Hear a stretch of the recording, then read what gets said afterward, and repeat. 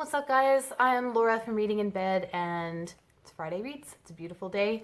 I am still doing my 20 books of summer thing, of course. We're getting quickly to the halfway point. I'm a little behind, as always, but what else is new?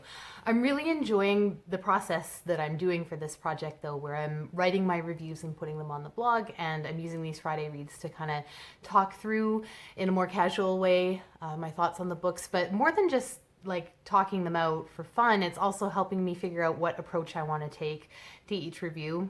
If you read my reviews on my blog, you probably know I don't really enjoy the straightforward kind of plot summary, context, judgment. Even though I like reading those kinds of book reviews, I don't really like writing them. I usually like to have some sort of angle or another before I start writing. So yeah, we're just gonna keep going with that.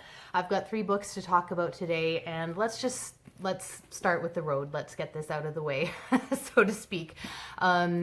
So I read The Road over the course of about 22 hours, I guess, last weekend, and I didn't plan to. I was not enjoying the book I was reading, which we'll get to that one. So like, okay, well, maybe I'll just check out the first chapter of The Road because I knew it was coming up in my list. Well, The Road doesn't have chapters, first of all. And second of all, I very hastily tossed my other book aside and just stuck to The Road and read it over the course of an evening, morning, and sort of early afternoon. Yeah, and if you follow me on Twitter, you know that I went on quite the emotional journey with that book, which, was to be expected, knowing its reputation. But now I'm trying to think about how I'm going to talk about this book that really kind of devastated me, almost put me into the dreaded book slump, but, I'm okay. I got over it.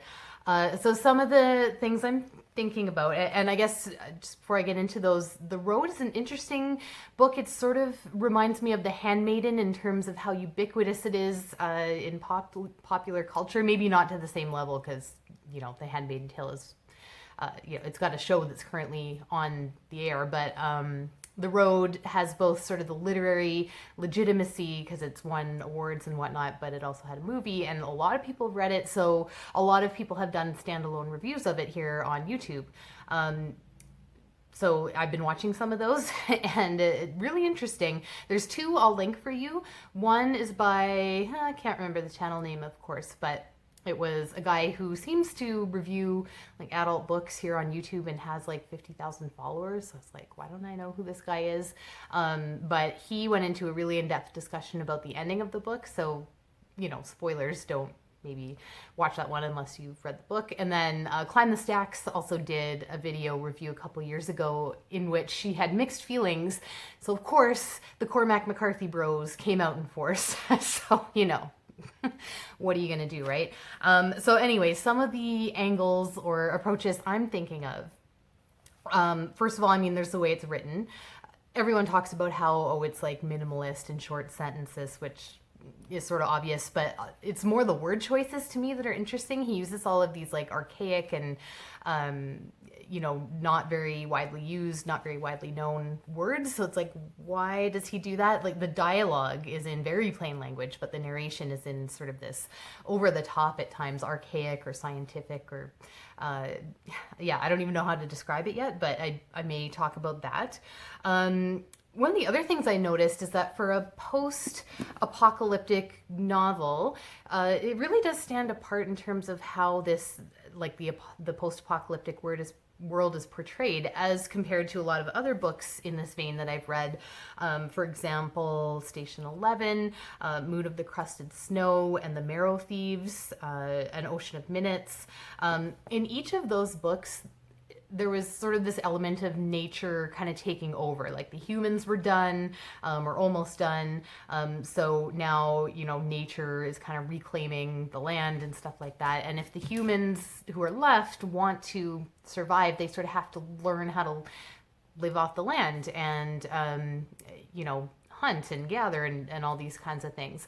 So in 2 of those books, The Marrow Thieves and Moon of the Crusted Snow, they're coming from an indigenous perspective. So that's like a big part of it, that it's like, we know how to live on this land. So, that's kind of going to be our approach to surviving in this post-apocalyptic world. Now, But in this book, it's not just the humans that have died out. Like, there's really nothing left. There's no plants, there's no animals, there's no birds.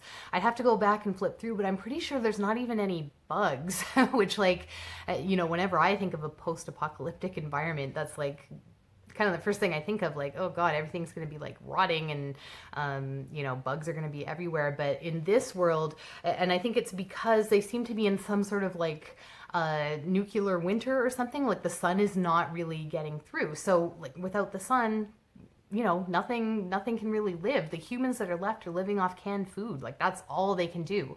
They can't produce anything. They can't farm anything. They can't hunt anything. So to me, like that, like there really is no way forward here. Like even if they find like more good people like them, like what are they gonna do? They're just gonna like scavenge more canned foods until they can't anymore, and then that's it. Like if there's no sun, there's no plants, there's no animals, there's nothing to rebuild on. Like all that's left is the elements. You've got fire, you've got water, you've got earth, whatever the other one is that I'm forgetting, but that's it. And like that's not really, like there's just nothing left here, which is, it's different. Like all the other books I read, there was at least something left, some sort of hope. Although arguably, and that one video I mentioned gets into it, like arguably in the last paragraph of this book, there is sort of a glimmer, but so anyway, that like it was just very different from other post-apocalyptic novels I've read, so that's really interesting to me. Then of course there's the parenting angle. I mean, if you read this book and you're a parent, I don't think there's any way for you not to read it through that lens of like what this father is going through with his son, and seeing it as a allegory for like parenting in general, and you can't get away from that. Do I want to talk about that and get into that? I don't know, we'll see. But then there's the whole thing with the mom who in the book is in like one scene.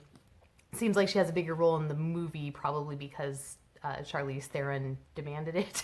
But in the book, it's very odd. Like she appears for 2 pages and then is gone. And like I said, the dad and the son have this very plain kind of dialogue, but her dialogue is the same style as the narration, like very over the top and wordy and descriptive. And I was like, as I was reading it, it's like, why is she presented so differently? Why didn't they just kill her off? Like she could have died in childbirth. She could have, it didn't need to be the way it was. Like there was, but I mean, he put it there for a reason, right? So I guess that's what I'm trying to figure out. Like why is she there? Why did he like get rid of her in the way that he did? What does it all mean? I've already read one, comment from some internet guy saying how like the book is actually an allegory for like the devastation that women like, I don't know, whatever. So obviously that's not going to be my approach. Although, maybe there's something to that. I don't know. So anyways, was there anything else? I think those were it. So, and then like, yeah, just the ending and is there any hope, for the future in this book, which, I don't know. Okay, so the book that I tossed aside in favor of The Road, which I won't say much about, really is Norma by Sofi Oksanen. And how far did I get? Oh, I actually did.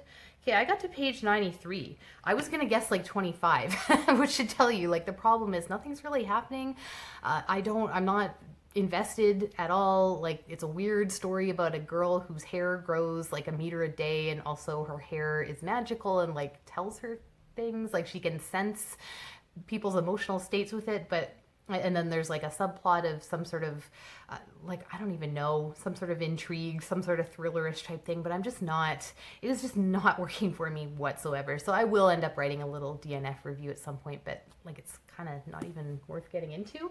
And lastly, this is the one I'm in the middle of right now. This is just the cover, but it's the Prison Book Club by Anne Walmsley, and I picked this up at a literary event like 4 or 5 years ago.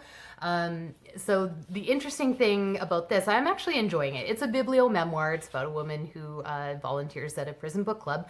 But the interesting thing, and probably the angle I'll be taking, is that if you can see that, the blurb on the top, very prominent blurb, is from Stephen Galloway, who is, of course, the central figure in the CanLit scandals, which I've talked about in the context of another book I just read.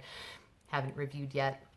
But yeah, he's like now an extremely controversial figure. This was published about a year before all of that broke. And not only him, but Margaret Atwood, Joseph Boyden, lots of other of those types of CanLit people figure very prominently in this book. So that's one thing I'll be looking at. And strangely enough, in this book, you know, they talk about all the books they read with these prisoners, which includes The Road, as well as Crossing to Safety, which is book number 20 on my 20 books of summer list. So that's kind of cool. So yeah, that is it. So I just posted my DNF review of The Ghost Bride if you want to check that out on the blog, and then I'm going to be working on, you know, reviewing some of these. And yeah, I'm off to watch some of your videos now. Thanks for watching.